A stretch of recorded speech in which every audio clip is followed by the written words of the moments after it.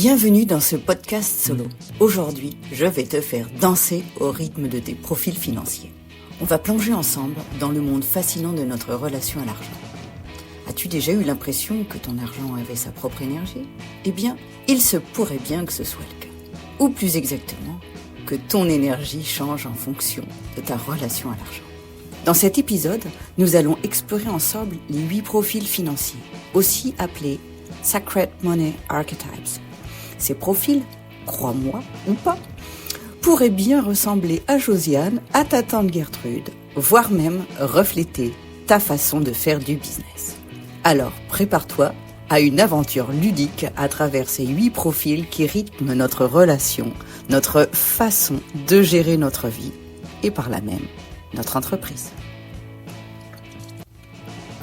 Imagine que ta relation à l'argent incarne un animal. Certains sont des paons, d'autres des écureuils, et certains sont des licornes qui transforment tout en or. Les profils financiers révèlent nos comportements préférés vis-à-vis de l'argent. Créés par Kendall Summerhawk, ces archétypes nous aident à comprendre nos forces, nos faiblesses et pourquoi nous prenons certaines décisions financières et pas d'autres. En identifiant nos profils prédominants, nous pouvons éviter les pièges, optimiser nos investissements et améliorer nos revenus. Bref, ça évite de se mettre les pieds dans le tapis sur le dance floor. Je te fais une petite introduction pour t'expliquer ce que sont les 8 profils financiers. Allez, enfile tes chaussures de danse et découvre ces profils. Tu détecteras sûrement que tu aimes plus danser avec certains qu'avec d'autres. Je commence par la gardienne des ressources. C'est la championne de l'épargne, toujours à la recherche de la meilleure affaire. Son leitmotiv pourrait bien être « un sou est un sou, ne le dépense pas trop vite ». Elle a un classeur Excel pour chaque dépense, même le café du matin. Je me souviens d'une gardienne qui avait accumulé 2 ans de besoins en fonds de roulement et qui avait tout de même peur d'investir dans son entreprise. La transformatrice, elle transforme les idées en or et voit des opportunités là où d'autres voient des obstacles. Toutefois, sa relation amoureuse avec l'argent lui joue souvent des tours. Elle a toujours une idée de business innovant en tête, elle est toujours en quête de nouveaux projets, c'est ce qui la motive.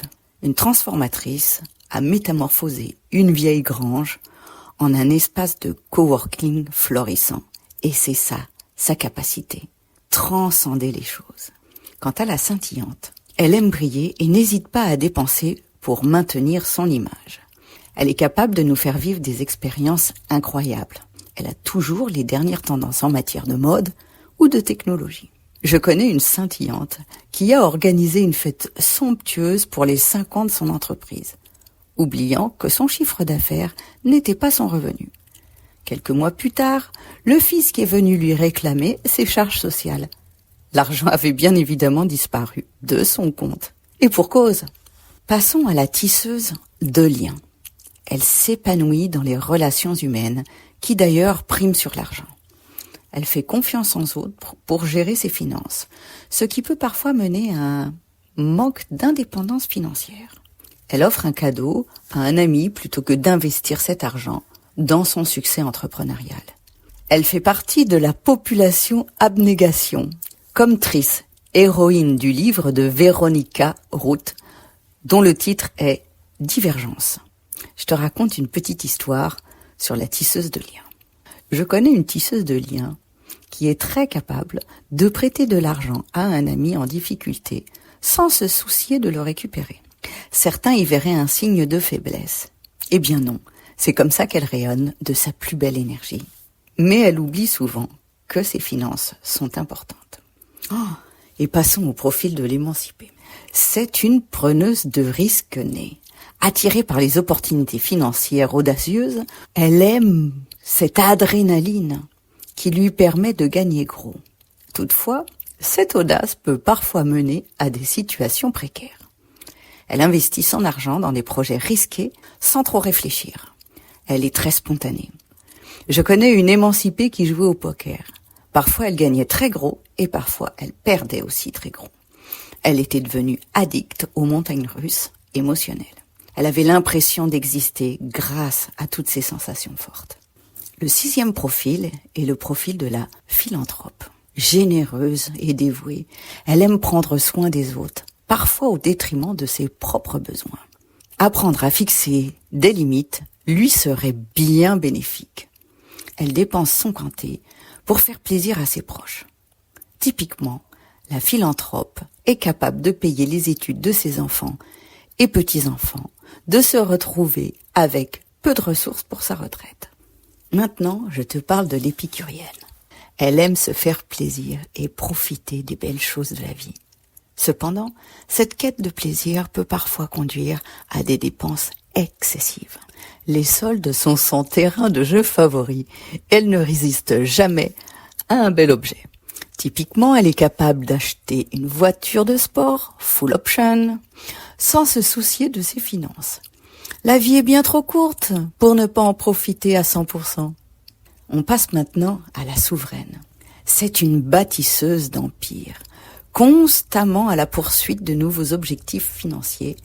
Elle est souvent dans sa tête, trop peu dans son corps, et a du mal à se déconnecter du travail. Elle oublie de profiter du moment présent et des fruits de son entreprise. Elle est très capable de se lancer avec un plan financier précis et ambitieux et de le suivre à la lettre. D'avoir très rapidement une équipe pour l'aider sur des sujets qu'elle ne maîtrise pas ou qu'elle maîtrise moins. Je vais te faire une confidence, ce profil est un des miens. J'ai beaucoup de mal à me déconnecter et il me faut souvent 4 jours de vacances pour commencer à me reposer. Il est parfois épuisant d'avoir le profil de la souveraine. Mais la bonne nouvelle, c'est que nous avons toutes les 8 profils en nous. Et nous n'en avons développé que 3. Ces 3-là régissent notre relation à l'argent, nos failles et bien heureusement aussi nos talents. Pour aller plus loin, voici 3 questions auxquelles je t'invite à répondre. Te reconnais-tu plus particulièrement dans une des descriptions? Quel profil te parle le plus? Avec lequel aimerais-tu danser? Il est important d'identifier son propre archétype. Reconnaître son profil financier, c'est un peu comme découvrir quel personnage de série télé on incarne le mieux. Je fais référence à mes précédents podcasts avec invités. Cela nous aide à comprendre nos forces, nos faiblesses et pourquoi on a acheté ce truc complètement inutile la semaine dernière. Ça nous évite de se prendre les pieds dans le tapis, mais surtout, ça nous permet d'acquérir notre confort financier. Cet outil de développement personnel va bien plus loin que de pacifier notre relation à l'argent. Il va t'aider à développer et déployer une entreprise rentable, épanouissante et singulière.